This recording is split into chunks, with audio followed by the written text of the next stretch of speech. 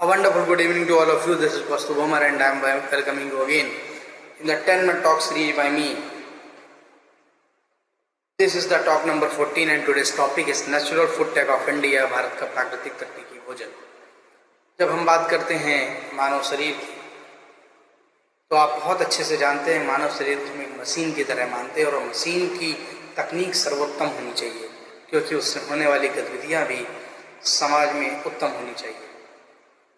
अब ऐसी गतिविधियों के लिए आपकी मशीनरी का काम करना जरूरी है, अच्छे से काम करना जरूरी है, उसकी तकनीक को भी सबसे अच्छा होना जरूरी है। तो उसके लिए आपको एक ज़रूरत है न्यूट्रिशियस फूड की।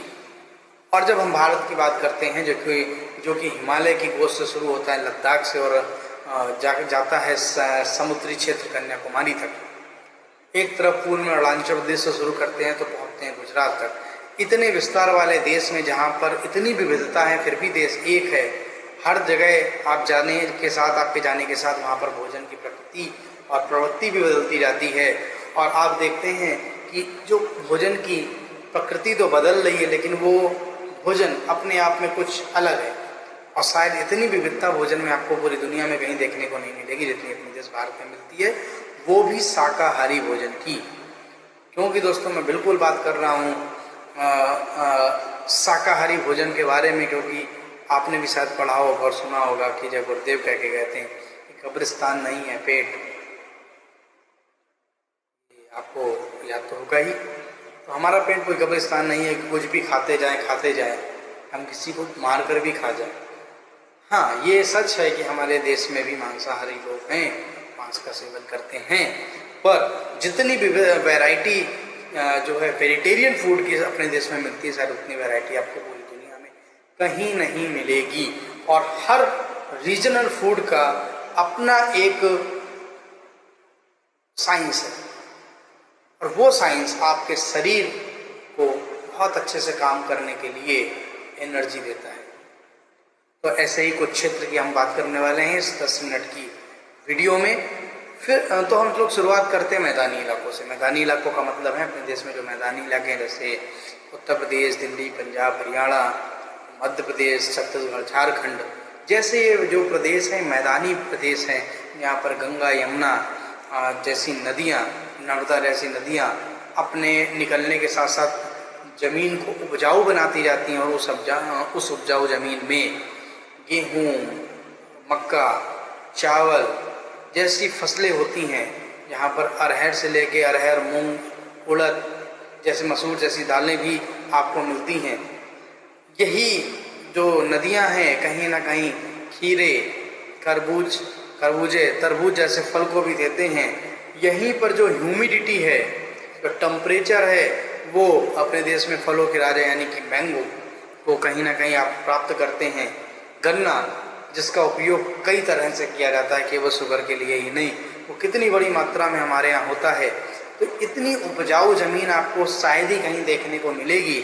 और वो इसके साथ ही हम जब बात करते हैं भोजन की, तो यहाँ की जो थाली है, वो थाली में मुख्यतः क्या मिलेगा आपको? तो मुख्यतः मिलेगी आपको दाल, चावल और ऐसी सब्जियाँ जो कि वाकई में बहुत पौष्टिक है। लौकी, तरोई, परवल, ऐसी सारी सब्जियां हैं, ये ग्रीन वेजिटेबल्स हैं जो आपको बहुत इजीली अवेलेबल होंगे, जहाँ पर टमाटर जैसी भी चीज़ें मिलती हैं, आलू है। ये सारी चीज़ें इतनी ज़्यादा क्वांटिटी में हमारे पास अवेलेबल है, जो कि कहीं ना कहीं हम सबका पेट भरने के लिए बहुत बड़ी मात्रा में अपने देश में मिलती है। इनसे बनती है एक शाकाहारी थाली और वो पोषण से भरी हुई होती है। अब ये वास्तविकता में एक बहुत अच्छी स्टडी है, जो कि मैंने कई बार कुछ रिसर्च पेपर को जब उठाया तो उसमें वेजिटेरियन को मैं बोला करता था कि वेजिटेरियन क्यों ज़्यादा beneficial as compare to the non vegetarian. तो उसमें सबसे बड़ा एक जो स्टडी में मिला कि जो कैंसर है, कैंसर नामक जो बीमारी है, एक तरीके से लाइलाज बीमारी है, जिसका आज तक कोई वैक्सीन हम नहीं ढूंढ पाए। ऐसी कैंसर जैसी बीमारी होने के चांसेस तब ज़्यादा होते हैं जब आप नॉन वेजिटेरियन फूड का सेवन करते हैं।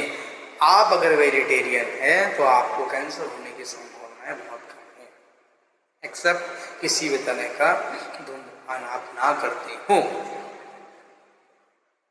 अभी मैंने ये मैदानी इलाकों की बात बताई कि ये सारी चीज़ें मैदानी इलाकों में मिलती हैं, जो थाली में होती हैं, और कहीं ना कहीं ये हमको पर्याप्त न्यूट्रिशियस प्रोवाइड करती हैं। और हम लोगों से अलग क्यों हैं? क्योंकि जब हम बाहर विदेशों की बात करते हैं तो वहाँ पर आपको चीज़, वहाँ पर आपको उस चीज़ में बना हुआ बर्गर, वहाँ पर बहुत ज़्यादा क्वांटिटी में जो है बटर, ऐसी सारी चीज़ें आपको मिलेंगी जिसमें कहीं ना कहीं इतना ज़्यादा कार्बोहाइड्रेट्स इतने ज़्यादा हैं, इतने ज़्यादा फैटी चीज़ें हैं कि आपका वो वेट कहीं ना कहीं बढ़ाती हैं। और उसके कंपेयर में अगर हम यूएसए और यूके के कंट्रीज के कंपेयर में अपने इंडिया को देखें तो ऑटोमेटिक कैंसर का रेट आपको बहुत कम देखने को मिलेगा, क्योंकि हमारे यहाँ पर जो भी खाना है जो आपकी थाली में है वो इतना न्यूट्रिशियस है, वो इतनी इम्यूनिटी आपके शरीर में बनाता है, वो इतनी एंटीबॉडीज का निर्माण करता है कि आप कैंसर ऐसी बीमारियों को पनपने ही ना दें। ये आपको कहीं देखने को नहीं मिलेगा। तो वेस्टर्न कल्चर के जो फूड हैं उसको अवॉइड क्यों करना चाहिए, आपको इस कैंसर नामक बीमारी से सबसे ज़्यादा समझने की जरूरत है। अब आप मूव करिए और जगहों पर। जब हम कोस्टल एरियाज़ में पहुंचते हैं तो कोस्टल एरिया में जैसे हमारा साउथ इंडिया है, तो साउथ इंडिया में पहुंचते हैं तो वहाँ का फूड कल्चर बदल जाता है, जहाँ पर राइस बहुत ज़्यादा क्वांटिटीज़ में है, सांभर बहुत ज़्यादा क्वांटिटी में मिलता है। सांभर में बेसिक जो चीज़ें होती है उसमें ग्रीन वेजिटेबल एंड दाल होती है, कितना वो आपके लिए बेनिफिशियल है।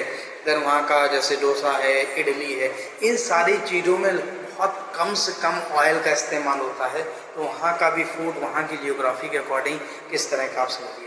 फिर जब हम हिमालयन रेंज के स्टेट्स में चले जाते हैं, इवन यानी कि अरुणाचल से लेकर आप लद्दाख तक जाते हैं, तो वहाँ पर आपको भी डिफरेंट टाइप के फूड्स मिलते हैं जो कि हमारे मैदानी और कोस्टल एरिया से बिल्कुल अलग होंगे। यहाँ पर सूप आपको मिलेगी डिफरेंट टाइप्स की, टी आपको देखने को मिलेगी। वहाँ का फूड बिल्कुल अलग है, एक अलग तरह का स्वाद आपको वहाँ पर मिलेगा। और लिक्विड जैसी चीज़ें जैसे कि आप जानते हैं सूप है, तो सूप बहुत ज़्यादा बेनिफिशियल होता है, क्योंकि सूप को जब आप लेते हैं ठंडी जगहों पर तो वो बहुत ज़्यादा बेहतर तरीके से अन्य फूड के कंपेयर में गर्मी प्रोवाइड करता है। ये फैक्ट है, ऐसा ये एक साइंटिफिक स्टडी है। तो वहाँ पर ऐसे व्यंजनों का जो है आपको देखने को मिलता है। ये सारे जो डाइवर्सिटी के बीच में जो हमारी एक अपनी फूड चेन है इंडिया में, जहाँ पर मैंने जैसे बताया कि वेजिटेरियन फूड में इतनी वैरायटी पूरी दुनिया में कहीं नहीं मिलेगी एक्सेप्ट इंडिया, क्योंकि हमारे यहाँ प्राचीन समय से ही ऐसी सारी चीज़ों को उगाया जा रहा है जो कहीं ना कहीं हमको किसी भी खतरनाक बीमारी से बचाए। जब हम लोग कोरोना वायरस यानी कि कोविड-19 का जिक्र करते हैं तो हमें कहीं ना कहीं सुनने को मिलता है कि चाइना के वुहान सिटी में जो वेट मार्केट थी वो वहाँ से निकल के आया है। और you all know that very well what is the wait market, जहाँ पर हर तरह के जानवर आपको खाने के लिए मिलते हैं। तो फिर आप बैट की बात करें यानी चमगादड़ की बात करें, चूहे, बिल्ली, कुत्ते, हर तरह के आपको जानवर का मीट वहाँ पर मिलता है। लेकिन जब इतनी खतरनाक एक पेंडेमिक कोरोना की जब शुरुआत हुई तो लोगों ने उसी ग्रीन वेजिटेबल की तरफ अपने को मोड़ लिया जिसको वो बहुत पहले पीछे छोड़ के चले आए थे। अगर हमें अब लंबे समय तक सर्वाइव करना है, अपनी एक लंबी उम्र रखना है, तो आपको ये समझना ज़रूरी है कि जो हमारा जो फूड है, बेसिक फूड है, वो कहीं ना कहीं वहाँ की जियोग्राफिक कंडीशन, वहाँ का नेचर को देख के ही शायद इतना ज़्यादा मात्रा में हमेशा उगाया या बनाया गया है। इसका सेवन करना ठीक है। इसलिए बहुत ज़्यादा एक तरीके से जो अब फूड्स हैं, वेस्टर्न फूड हम बहुत सारा कॉपी करने लगे हैं। डिफरेंट टाइप के बर्गर्स मिलने लगे छोटी छोटी दुकान में, चाउमीन, मैगी, इन सारी चीज़ों की एक तरीके से भरमार लगती जा रही है जगहों जगहों पर। कभी कभी स्वाद लेने के लिए ठीक है, बट अगर उसको हम अगर आप एक तरीके से फ्रिक्वेंटली उसको डेली लाइफ में उसको जगह दे देंगे तो कहीं ना कहीं आपकी बॉडी में बहुत सारी समस्याएं होने वाली हैं। सिमिलर मैं जूस का जिक्र भी जाते रहते करना चाहूँगा कि जो जूसेस हैं, हम पैक्ड जूसेस का यूज़ नहीं करना चाहिए, क्योंकि हमारे पास अवेलेबिलिटी है फ्रूट्स की, और वो फ्रूट्स का जूसेस बड़ी आसानी से आपको निकालने की भी ज़रूरत नहीं है, बाहर अवेलेबल भी है। सो हमें प्रिजर्वेटिव वाले, केमिकल वाले जूसेस की क्या ज़रूरत है। तो जितना नेचुरल से नेचुरल चीज़ें मिल सकती हैं उनका उपयोग हम सबको करना चाहिए। तो ये फूड टेक ऑफ इंडिया है जिसे हम सबको जानना और समझना बहुत ज़रूरी है। इस पर आज मेरी वीडियो